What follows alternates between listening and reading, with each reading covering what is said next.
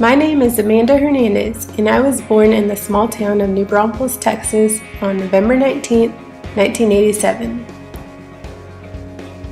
Here to welcome me were my parents, my older brother, and my grandparents.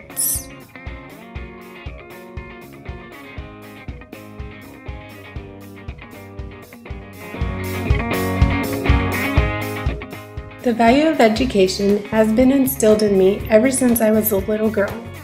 When I was 3 years old, I attended a small private school where I had my kindergarten graduation,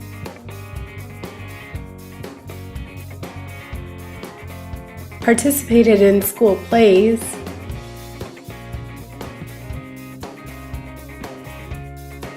and even made my first communion.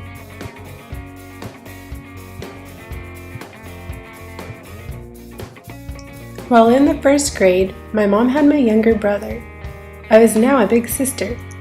Little did I know he would have such a huge influence on my life in the future. I continued my schooling at private school up until the 5th grade before attending public school. I can still remember how nervous I felt on the first day of school. Being that it was a new school, I wondered whether or not I would know anyone. Would I get along with them? Would they be mean or rude to me because they didn't know me? These were just a few of the questions going through my head. Luckily, the day went by great, and I didn't have any problems adjusting because I did know other kids. It seemed like everyone was trying to adjust to middle school. The years seemed to go by smoothly, but I'll never forget the day when I was in 8th grade and my English teacher had just told us about the World Trade Centers. Everyone was in shock, and that whole day of school was so different compared to any other day. We were all wondering what was going to happen with us, with the country, the world. Nobody really knew, and we couldn't believe we were now going to be a part of history. It was interesting to see how the country came together, and from that day on, I knew I wanted to be able to help others in some way. After middle school, I went on to high school, but for some reason, I couldn't wait to graduate. My grandpa would always tell me, "Don't be in a hurry to grow up." I heard this statement year after year while in high school, and then it hit me when I was a senior. I had finally realized what he meant because I was now an adult who would have so many other responsibilities besides school. After graduation, I attended Texas A&M University, Corpus Christi, with the hopes of becoming a nurse.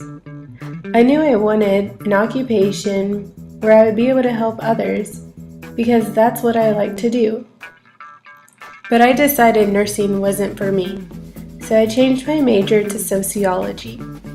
I enjoyed the classes, and I was hoping to become a social worker so that I could help children or anyone having any kind of personal issues. After taking different classes, I came to the conclusion this still wasn't what I wanted to do with my life. So I decided to change my major yet again. After changing my major for the 3rd time, I decided I wanted to teach, and education was the answer I was looking for. I still remember the day I told my mom about my decision, and she simply told me, "I always thought you would make a great teacher." It's like she knew what was right for me before I did.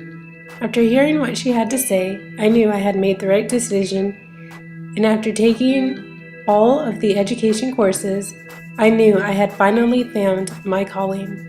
I only wish I would have seen the many hints along the way, such as teaching my brother to read when he was younger, helping my cousins with their homework, even playing pretend school as a kid for fun.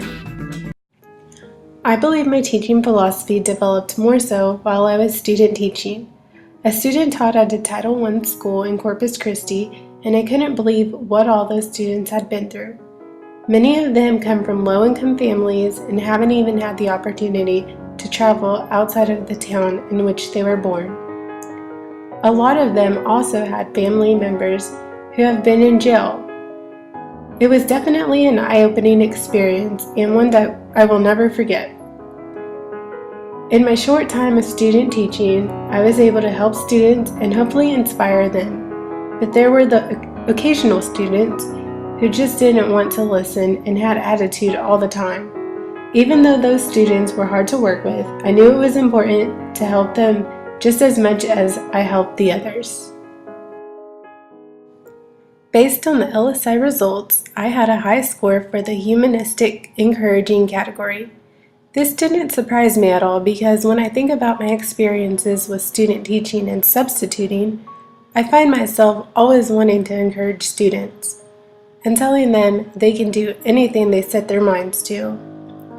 As a future leader, I think it would be important to encourage others I am working with in order to have a successful learning environment for everyone. However, when it comes to my weaknesses as a leader, I had a feeling I already knew what it was going to be. After seeing the LSI results, it only made it that much more clear. My weaknesses were in the passive defensive styles, which consisted of approval, conventional, dependent, and avoidance. I know that I am going to have to work in these areas if I am going to become a good leader. I have always been the type of person who would rather avoid a situation rather than confront what just happened. In an educational setting, I believe this is a bad trait to have because as a teacher, I will be faced with situations on a daily basis, and I will need to know how to handle conflict. I know that this is a growing process, and the more experience I have, the better leader I can be. I am so thankful for the wonderful family, friends, and teachers who have encouraged me on my journey to becoming the best educator I can possibly be.